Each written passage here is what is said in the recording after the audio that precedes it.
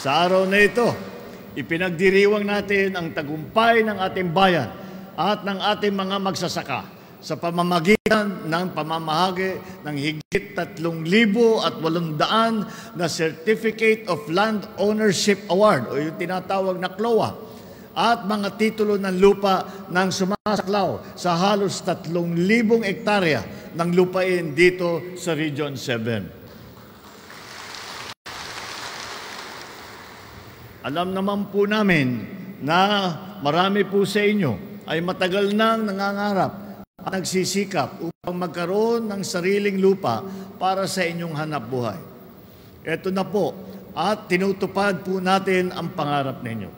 Ito po ay simbolo ng taus-pusong pasasalamat ng sambayan ng Pilipino para sa inyong walang sawang pagsisikap at katatagan sa pagsasaka sa ilalim ng init ng araw, sa gitna ng masamang panahon at sa harap ng maraming pagsubok.